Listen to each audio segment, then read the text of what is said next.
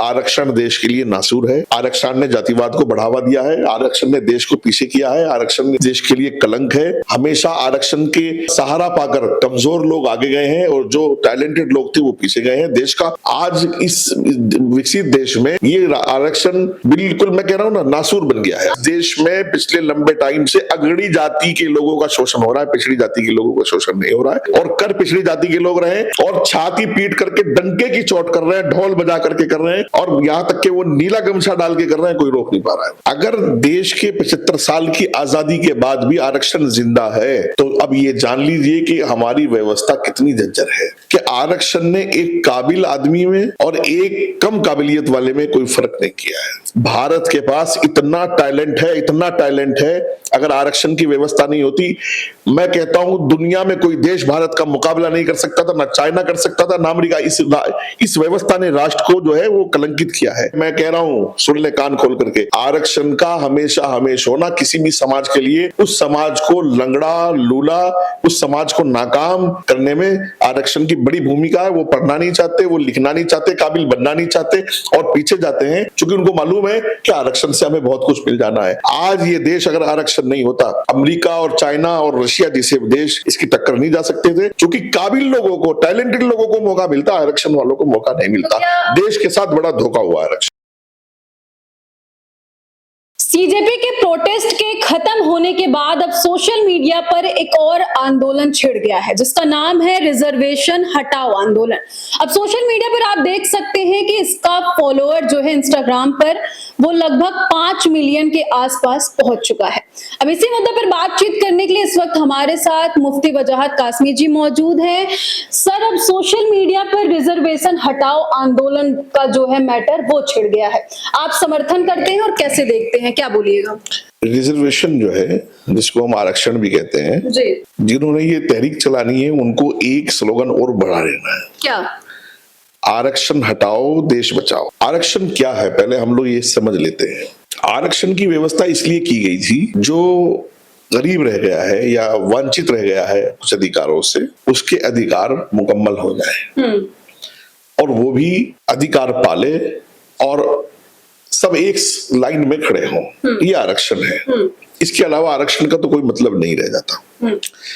अगर देश के 75 साल की आजादी के बाद भी आरक्षण जिंदा है तो अब ये जान लीजिए कि हमारी व्यवस्था कितनी जर्जर है। आरक्षण के नाम पर इस देश में क्या नहीं होता है। आरक्षण के नाम पर यहाँ जातियां बटी हुई हैं। आरक्षण की व्यवस्था आप ये देखिएगा कि आरक्षण ने एक काबिल आदमी में और एक कम काबिलियत वाले में कोई फर्क नहीं किया है।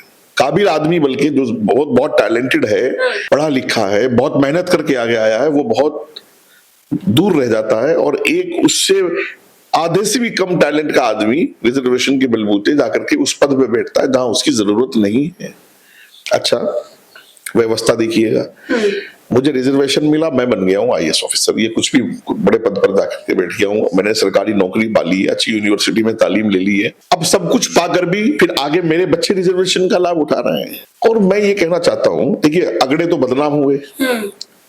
अभी मैं देख रहा था कि इस देश में आम बात हो गई है, JNU में भी और कहाँ मैं देखता हूँ, ब्राह्मणवाद मुर्दाबाद, फलाना मुर्दाबाद, जातिवाद की बातें होती हैं।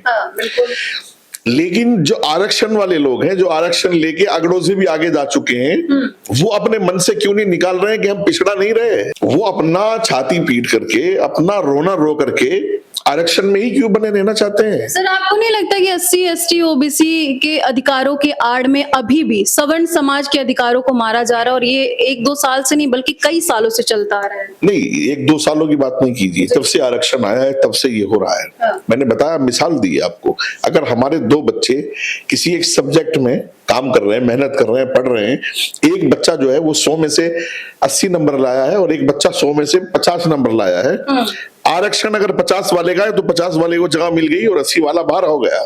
अब मुझे ये बताइए, अगर ऐसी व्यवस्था है तो जो बच्चा वो 80 नंबर लाया है तो क्या गुनाह है उसका कि वो ठाकुर या शेख या ब्राह्मण या किसी बड़ी बिरादरी में पैदा होना, ये गुनाह है कि वो 80 नंबर लाकर भी जो है वो आगे नहीं जा सका। और ये साहब इतने नवाब हैं कि ये ऐसी जाति में पैदा हुए हैं कि इनको आरक्षण है, ये 40 नंबर लाएंगे तो भी इनको जाकर के उच्च पदों पर बैठना है, और फिर आरक्षण जिंदाबाद। ये जो सोशल मीडिया पे चल रहा है रिजर्वेशन हटाओ यानी कि आरक्षण हटाओ, इसका आप समर्थन कर रहे हैं पूरी तरह से? देखिए, दुनिया बहुत तरक्की कर चुकी है, भारत भी एक शिक्षित विकसित देश हो गया है, बहुत आगे जा चुका है।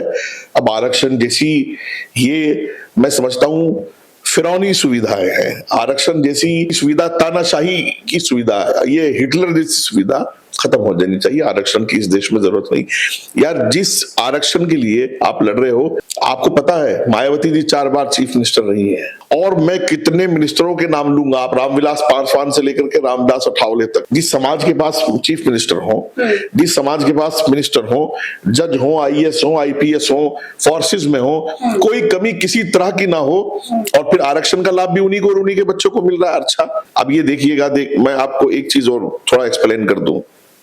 ब्राह्मण का ठाकुर का बच्चा लाए 100 में से 90 नंबर, और फिर वो काबिल नहीं, प्राइवेट नौकरियों में जाता है, धक्के खाता फिरता है, और फिर ब्राह्मणवाद मुर्दाबाद और ठाकुरवाद मुर्दाबाद और फलाना मुर्दाबाद। ये एक सोची समझी रणनीति और साजिश के तहत इन्होंने पिछड़ों ने पिछड़ा ही रखना है अपने आप को, और ये इसमें इनकी लीडरशिप। अब वो नया लीडर एक और आ गया है, भीम आर्मी वाला, वो भी पिछड़ों का गाना होगा। मुझे ये बताइए, पिछड़ों को, पिछड़े तो अगड़ों से भी अगड़े हो गए हैं, अब क्या कमी रह गई है पिछड़ों को? कोई भी पिछड़ा, मैं खाली ऐसा नहीं है कि मैं दलित की बात कर रहा हूँ, उसमें मुसलमानों को भी रिजर्वेशन मिला है। भीम आर्मी वाले तब कहाँ रहते हैं सब, जब सालों से गालियां खा रहे सबन समाज के लोग, राजपूत हो गए, कायस्थ हो गए, ब्राह्मण हो गए। जब भी कोई प्रोटेस्ट होता है, मुद्दे से हटके सीधा जाति पे बात आती है, ब्राह्मणवाद से आजादी, ब्राह्मणवाद मुर्दाबाद। तब ये भीम आर्मी वाले कहाँ रहते हैं? तब इन लोग को मिर्ची नहीं लगती? नहीं, आखिर कब तक गाली खाएगा सबन समाज? ये तो गाली दिलवाने में आगे रहते हैं। अभी क्या हुआ भाई, प्रोटेस्ट था नीट का, धरना था शिक्षा के जो है कुछ व्यवस्थाओं को लेकर के, और वहां ब्राह्मणवाद मुर्दाबाद के नारे लग रहे थे, सनातन के खिलाफ नारे लग रहे थे, हिंदू राष्ट्र के खिलाफ नारे लग रहे थे। तो इन हिंदुओं का जमीर तो जागा नहीं किसी का भी। जितने भी ये गमछा डाल करके ये सब और बड़े बड़े टीके लगा करके जितने हिंदू लीडर हैं, किसी का जमीर नहीं जागा एक दिन भी। वहां जो कुछ होता रहा, ये सब कुछ देखते रहे। और जब ये मैं कहता हूं, जब इस देश में सनातन की व्यवस्था है और सनातन के 100 करोड़ से ज्यादा लोग हैं, तो फिर ये क्या है? ये दलित है, ये फलाना है, ये डिमका है, ये ब्राह्मण है, क्यों ऐसा किया जा रहा है? ब्राह्मण तो नहीं कह रहा। अच्छा, एक चीज और देखिएगा, ऊंची जात होने का शोषण और नुकसान ब्राह्मण और ठाकुर को कितना हुआ, वो भी देख लीजिएगा। कैसे क्या होता है सर? आरक्षण तो मिला ही नहीं उसको, और उसको आरक्षण में नहीं था तो नौकरी भी नहीं मिली।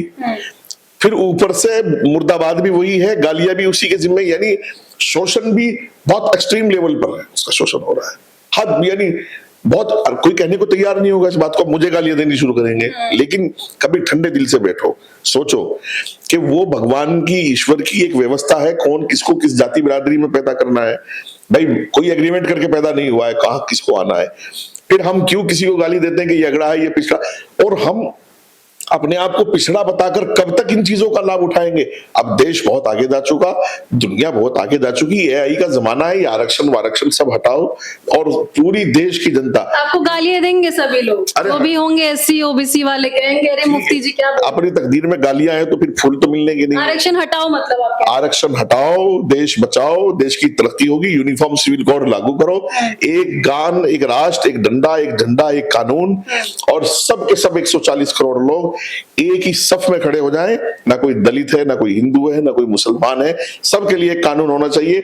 आरक्षण जैसी कोई व्यवस्था किसी देश, देखिए मैं आज बता रहा हूं, भारत के पास इतना टैलेंट है, इतना टैलेंट है, अगर आरक्षण की व्यवस्था नहीं होती, मैं कहता हूं दुनिया में कोई देश भारत का मुकाबला नहीं कर सकता था, ना चाइना कर सकता था, ना अमेरिका। इस व्यवस्था ने राष्ट्र को जो है वो कलंकित किया है। क्यों किया है? काबिल लोग आगे आ नहीं सके, आरक्षण वाले लोग आगे लगातार जाते रहे। आरक्षण क्या था? आरक्षण ये था कि कमजोर की हेल्प हो जाए, जब वो हेल्प हो गई तो उसको खत्म कर दो। लेकिन आज भी सर, आज भी उसी का फायदा उठा करके ये लोग, आपको नहीं लगता है कि बहुत ऐसी चीजें करते जो नहीं होनी चाहिए? देखिए, आरक्षण हमेशा हमेश के लिए नहीं था और नहीं होना भी चाहिए। आरक्षण हमेशा हमेश अगर है, मैं कह रहा हूं, सुन ले कान खोल करके, आरक्षण का हमेशा हमेश होना किसी भी समाज के लिए उस समाज को लंगड़ा, लूला, उस समाज को नाकाम करने में आरक्षण की बड़ी भूमिका है। वो पढ़ना नहीं चाहते, वो लिखना नहीं चाहते, काबिल बनना नहीं चाहते और पीछे जाते हैं, क्योंकि उनको मालूम है कि आरक्षण से हमें बहुत कुछ मिल जाना है। आज ये देश अगर आरक्षण नहीं होता, अमेरिका और चाइना और रशिया जैसे देश इसकी टक्कर नहीं जा सकते थे, क्योंकि काबिल लोगों को, टैलेंटेड लोगों को मौका मिलता, आरक्षण वालों को मौका नहीं मिलता। देश के साथ बड़ा धोखा हुआ आरक्षण। तो क्या वक्त आ गया है कि जिस हिसाब से जब जो समय था आरक्षण जब हुआ वो समय कुछ और रहा होगा, क्या वो वक्त आ गया है कि अब संविधान में भी बदलाव होना चाहिए, वे सब चीजें हटनी चाहिए? देखिए, मैं इतिहास पढ़ रहा था, पहले महाराष्ट्र में छत्रपति साहूजी महाराज सबसे पहले आरक्षण, अब उन्होंने कहा कि भाई जो पिछड़े हैं, कमजोर हैं, उनको थोड़ा आरक्षण दिया जाए। फिर ये शुरुआत हुई, यहाँ फिर वो आगे बढ़ता चला गया, जैसे जैसे जिसकी जरूरत हुई आरक्षण सरकारों ने अब तक भी देती रही। कांग्रेस सरकार तो आरक्षण पे ही कई बार गवर्नमेंट आती जाती रही है, कभी जाटों को दे दिया, कभी गुजरों को दे दिया, कभी उनसे छीन लिया, कभी मुसलमानों को दे दिया, ऐसा भी चलता रहा है। और कमाल की बात ये देखो, बड़ी अजीब सी व्यवस्था है। एक कम्युनिटी है, वो राजस्थान में ओबीसी में है, कश्मीर में एसटी में है, और जो है यूपी में वो आसमान, पता नहीं कहाँ का क्या क्या है, कुछ पता नहीं है, सब राजनीति ने कराया है। एक ही फंडा होना चाहिए, अगर देश को तरक्की देनी है, अपने आप को तरक्की देनी है और समाज को विकसित और शिक्षित बनाना है, तो टैलेंटेड आदमी आगे जाए, काबिल आदमी आगे जाए, वो ब्राह्मण हो, वो दलित हो, वो मुसलमान हो, वो ठाकुर हो। और जाति व्यवस्था, ये जो बड़े बड़े ज्ञान में देखता हूं ना, बड़े बड़े ज्ञान देने वाले जितने भी लोग हैं, ये ज्ञानी, इनको बताओ कि जब तक आरक्षण खत्म नहीं होगा, जातिवाद पर बात होती रहेगी, ब्राह्मण मुर्दाबाद के नारे लगते रहेंगे, ठाकुर मुर्दाबाद के नारे लगते रहेंगे। और अब उल्टा है, कोई कहने की हिम्मत नहीं कर पा रहा, इस देश में पिछले लंबे टाइम से अगड़ी जाति के लोगों का शोषण हो रहा है, पिछड़ी जाति के लोगों का शोषण नहीं हो रहा है। और कर पिछड़ी जाति के लोग रहे और छाती पीट करके डंके की चोट कर रहे हैं, ढोल बजा करके कर रहे हैं, और यहां तक कि वो नीला गमछा डाल के कर रहे हैं, कोई रोक नहीं पा रहा है। तो ये नीले गमछे वालों को ही सबसे ज्यादा तकलीफ होने लगती है जब भी सवर्ण समाज कुछ भी बोलता है। तो अभी जैसे रिजर्वेशन हटाओ आंदोलन चल रहा है, उस पे भी भद्दे भद्दे कमेंट देखने को मिल रहे हैं। कितना ही सबसे ज्यादा भीम आर्मी के जो पेजेस उससे देखने को नहीं, कितना भी भद्दा कमेंट हो, क्या होता है, आज मैं 50 ऐसे दलित लड़के दिखा सकता हूं जिन्होंने ब्राह्मण बच्चियों में शादी की है, ठाकुर बच्चियों में शादी की है, 50 में बता रहा हूं आपको कम से कम। तो जब जाति व्यवस्था खत्म हो चुकी है, ऐसी 50 ब्राह्मण परिवार दिखाऊंगा जिन्होंने दलितों में शादियां की है और दूसरी ओबीसी और एससी लोगों में शादियां की। ये व्यवस्था खत्म हो चुकी। आज इस विकसित देश में ये आरक्षण बिल्कुल, मैं कह रहा हूं ना, नासूर बन गया है। आरक्षण की वजह से सबसे बड़ा नुकसान किसका हुआ, आपको क्या लगता है? इस देश में टैलेंटेड लोगों का नुकसान हुआ। मैं किसी जाति का नाम नहीं लूंगा। काबिल लोग आगे जा ही नहीं सके, वो सवर्ण समाज के थे, ये जो है ब्राह्मण समाज के थे। जाहिर सी बात है, जिसका आरक्षण को लाभ होगा तो वो लाभ लेकर के बाकी के लोगों को उन्होंने कुचल दिया। वो कौन लोग थे वो देख ले, मैं नाम लूंगा, ये मुझे काटेंगे, फिर मैं कहा जाऊंगा भाई, मेरे भी घर बार है पीछे, मेरे भी घर बार है। आरक्षण का लाभ आरक्षण वालों ने लिया। जो टैलेंटेड लोग थे, जो समाज ने अच्छी क्रीम पढ़ा लिखा करके तैयार किया, वो तबका नौकरी नहीं पा सका। मैं आपको घर घर की कहानी ये बता सकता हूँ, चलिए ठाकुरों में, चलिए ब्राह्मणों में, चलिए ऊंची जाति के लोगों में। और वो कमाल की बात ये कि ये शोषण होता रहा, वो बोल भी नहीं पाए किसी बात को। अभी जो सोशल मीडिया पे रिजर्वेशन हटाओ का पेज दिख रहा है, उस पे ये भी देखने को मिल रहा है कि लोग संसद मार्च निकालने की बात कर रहे हैं, प्रोटेस्ट करने की बात कर रहे हैं। अगर आपको बोला जाएगा तो क्या आप समर्थन देने पहुंचेंगे? नहीं, मैं तो इस समर्थन में शुरू से रहा हूं कि आरक्षण देश के लिए नासूर है। आरक्षण ने जातिवाद को बढ़ावा दिया है, आरक्षण ने देश को पीछे किया है, आरक्षण देश के लिए कलंक है। हमेशा आरक्षण का सहारा पाकर कमजोर लोग आगे गए हैं और जो टैलेंटेड लोग थे वो पीछे गए हैं। देश का अगर हम इसको बैठ करके इस पर मंथन करेंगे, इस पर चिंतन करेंगे, तो आप ये लिखोगे खुद अपने हाथ से कि इस देश का बड़ा नुकसान हुआ है आरक्षण से।